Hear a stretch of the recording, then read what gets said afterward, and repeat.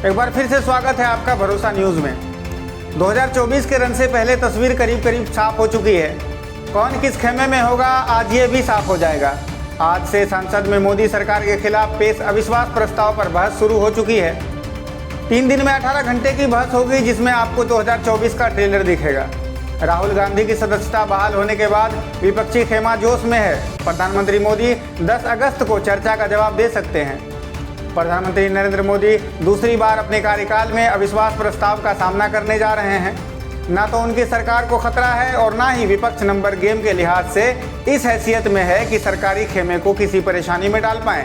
लेकिन विपक्ष कुल मिलाकर मणिपुर पर मोदी सरकार को घेरना चाहती है। तो आइए समझने का प्रयास करते हैं कि अविश्वास प्रस्ताव क्या होता है और अतीत में इसका क्या इतिहास रहा है तथा विपक्ष के लिए इसके क्या मायने हैं। सबसे पहले जानते हैं कि अविश्वास प्रस्ताव क्या होता है। किसी खास मुद्दे पर विपक्ष की नाराजगी होती है, जैसा इस बार मणिपुर को लेकर है। उस मुद्दे को लेकर लोकसभा का सांसद नोटिस देता है, जैसा इस बार कांग्रेस के तरुण गोगोई ने दिया है। नोटिस के बाद लोकसभा स्पीकर उसे सदन में पढ़ते हैं। इस बार भी ऐसा ही हुआ। फिर उस नोटिस को अगर 50 सांसदों का समर्थन मिलता है तो बहस होती है। गौरव गोगोई ने जो नोटिस दिया उसे 50 सांसदों ने समर्थन दिया।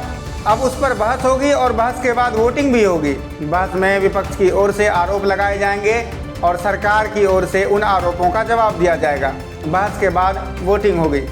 दूसरी बात यह कि अविश्वास प्रस्ताव लाने के लिए कितने सांसदों की जरूरत होती है। सरकार के खिलाफ अविश्वास प्रस्ताव को नियम 198 के तहत लोकसभा में पेश किया जा सकता है। इस अविश्वास प्रस्ताव को पेश करने के लिए ही करीब 50 विपक्षी सांसदों का समर्थन होना जरूरी है। लोकसभा में सरकार के खिलाफ अविश्वास प्रस्ताव एक अहम कदम माना जाता है। अगर संसद में अविश्वास प्रस्ताव लाया जाए और संसद के 51% सांसद अविश्वास प्रस्ताव के पक्ष में मतदान करते हैं तो यह पारित हो जाता है और माना जाता है कि सरकार ने बहुमत खो दिया है और उसे पद से इस्तीफा देना होगा। सरकार को या तो विश्वास मत लाकर सदन में अपना बहुमत साबित करना होता है या विपक्ष अविश्वास प्रस्ताव लाने के बाद सरकार से बहुमत साबित करने के लिए कह सकता है। तीसरा सवाल यह है कि अविश्वास प्रस्ताव का नियम क्या है। अगर लोकसभा में किसी विपक्ष दल को लगता है कि सरकार के पास बहुमत नहीं है या सरकार सदन में विश्वास खो चुकी है तो वो अविश्वास प्रस्ताव ला सकता है। संविधान के अनुच्छेद 75 के अनुसार केंद्रीय मंत्रिपरिषद लोकसभा के प्रति जवाबदेह है।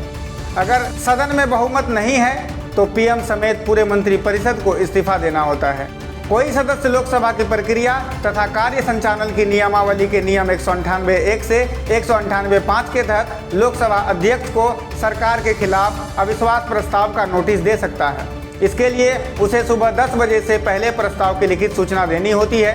साथ ही यह भी सुनिश्चित करना होता है कि उस प्रस्ताव को कम से कम 50 सांसदों ने स्वीकृति दी हो।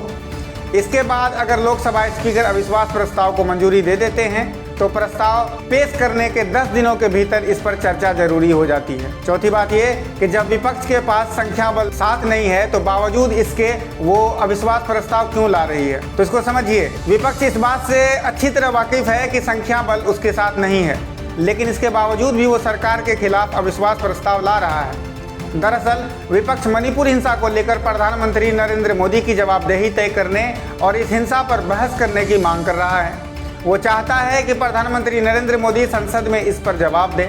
यही वजह है कि विपक्षी गठबंधन INDIA की तरफ से कांग्रेस ने संसद में सरकार के खिलाफ अविश्वास प्रस्ताव का नोटिस दे दिया है। कांग्रेस ने कहा है कि सरकार पर से लोगों का भरोसा टूट रहा है। हम चाहते हैं कि पीएम नरेंद्र मोदी मणिपुर हिंसा पर कुछ बोलें, लेकिन वो बात ही नहीं सुनते। विपक्षी आरोप लगाता रहा है कि पीएम नरेंद्र मोदी अहम मुद्दों पर मौन साध लेते हैं। इससे पहले भी वह कई मुद्दों जैसे राहुल की सदस्यता, महिला पहलवानों का मुद्दा, वो अडानी हिंडनबर्ग मामले पर चुप्पी साध चुके हैं।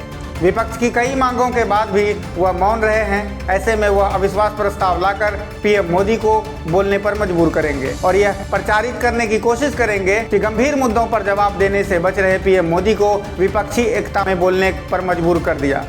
विपक्ष इसके जरिए यह साबित करने की कोशिश करेगा कि सरकार मणिपुर के मुद्दों को सुलझाने में नाकाम साबित हुई है। सरकार की लापरवाही की वजह से हालत बिगड़ते चले गए। क्यों नियम 267 के तहत चर्चा चाहता है विपक्ष? दरअसल विपक्ष मणिपुर मुद्दे को लेकर राज्यसभा में नियम 267 के तहत और लोकसभा के नियम 184 के तहत चर्चा की मांग करता रहा है, जबकि सरकार चाहती थी कि राज्यसभा में नियम 176 के तहत और लोकसभा में 193 के तहत चर्चा हो। आपको बता दें कि विपक्ष 267 और 184 नियम के तहत क्यों चर्चा चाहती है। इन नियमों के तहत एक लंबी बहस होती है और साथ में वोटिंग का भी प्रावधान होता है। नियम 267 के तहत राज्यसभा सदस्य को यह अधिकार होता है कि वह सभापति की मंजूरी से सदन के पूर्व निर्धारित एजेंडे को निलंबित कर सकता है। नियम 267 के तहत कोई भी चर्चा सदन में इसलिए मायने रखती है क्योंकि इसके तहत राष्ट्रीय महत्व के मुद्दे पर चर्चा होती है और बाकी सारे काम रोक दिए जाते हैं। सीधे शब्दों में कहें तो यह एक तरह से प्रधानमंत्री को जवाब देने के लिए मजबूर करने जैसा है। छठी बात यह कि अविश्वास प्रस्ताव के जरिए INDIA गठबंधन क्या चाहता है। दरअसल अविश्वास प्रस्ताव के जरिए विपक्ष न केवल PM मोदी को सदन में बोलने के लिए मजबूर करना चाहता है, बल्कि इसके जरिए वो अपने गठबंधन INDIA की ताकत भी प्रदर्शित करना चाहता है। कई मौके ऐसे आए हैं जब गठबंधन के अस्तित्व में आने के बाद उसमें मनमुटाव और दरार की खबरें आती रही हैं। नीतीश कुमार, जयंत चौधरी, शरद पवार से लेकर ममता बनर्जी तक के नेताओं की नाराजगी की अपुष्ट खबरें सामने आती रही है। इस अविश्वास प्रस्ताव के जरिए विपक्ष अपनी एकजुटता दिखाना चाहता है। अगर मणिपुर हिंसा को लेकर सभी दल सरकार पर दबाव बनाते हैं तो इससे विपक्षी एकजुटता की एक मजबूत पिक्चर सामने आएगी। पहली बार कब आया था मोदी सरकार के खिलाफ प्रस्ताव? आपको बता दें कि इससे पहले 20 जुलाई 2018 को आंध्र प्रदेश के पूर्व मुख्यमंत्री चंद्रबाबू नायडू की तेलुगु देशम पार्टी मोदी सरकार के खिलाफ संसद में अविश्वास प्रस्ताव लाई थी। यह मोदी सरकार के खिलाफ पहला अविश्वास प्रस्ताव था। 12 घंटे की चर्चा के बाद मोदी सरकार को 325 वोट मिले थे, जबकि अविश्वास प्रस्ताव के पक्ष में विपक्ष को 126 वोट मिले थे। क्या इस अविश्वास प्रस्ताव से मोदी सरकार को खतरा है? हालांकि लोकसभा का नंबर गेम साफ तौर पर मोदी सरकार के पक्ष में नजर आ रहा है। लोकसभा में बहुमत के लिए 272 सांसदों की जरूरत है, जबकि बीजेपी सदन में 301 सदस्य हैं और सहयोगियों को मिलाकर यह आंकड़ा 329 तक चले जाता है। बीजेपी ने व्हिप जारी कर सभी सांसदों को 11 अगस्त तक मौजूद रहने के लिए कहा है। तो साफ है कि इस प्रस्ताव से सरकार को कोई खतरा नहीं है। अभी तक कितनी बार अविश्वास प्रस्ताव लाया जा चुका है तो जानते हैं। अब तक 27 बार अविश्वास प्रस्ताव लाया जा चुका है। पहला अविश्वास प्रस्ताव चीन युद्ध के बाद 1963 में जवाहरलाल नेहरू सरकार के खिलाफ लाया गया था। सबसे ज्यादा अविश्वास प्रस्ताव इंदिरा गांधी के खिलाफ 15 बार लाया जा चुका था, लेकिन वो उसमें सुरक्षित रही थी। नरसिम्हा राव के खिलाफ 3 बार, राजीव गांधी के खिलाफ 1 बार और अटल बिहारी वाजपेयी के खिलाफ भी 1 बार अविश्वास प्रस्ताव लाया गया था। अविश्वास प्रस्ताव के कारण कितनी सरकारें गिरी? दरअसल मोरारजी देसाई, VP सिंह और अटल बिहारी वाजपेयी जैसे नेताओं ने अविश्वास प्रस्ताव के कारण अपनी सरकारें गिरती देखी हैं। मोरारजी देसाई सरकार के खिलाफ दूसरी बार 1978 में लाए गए अविश्वास प्रस्ताव में उनकी सरकार के घटक दलों में आपसी मतभेद थे। अपनी हार का अंदाजा लगते ही मोरारजी देसाई ने मत विभाजन से पहले इस्तीफा दे दिया था। 1990 की बात है जब राम मंदिर के मसले पर बीजेपी ने VP सिंह सरकार से समर्थन वापस ले लिया था। इसके बाद 10 नवंबर 1990 में अविश्वास प्रस्ताव में VP सिंह की सरकार बहुमत साबित नहीं कर पाई थी।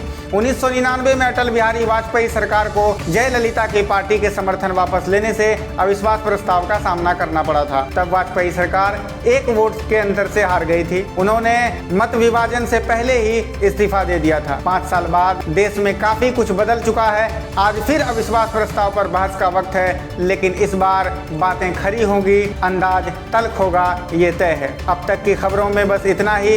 फिर मिलेंगे नए सेगमेंट के साथ। तब तक देखते रहिए भरोसा न्यूज। धन्यवाद।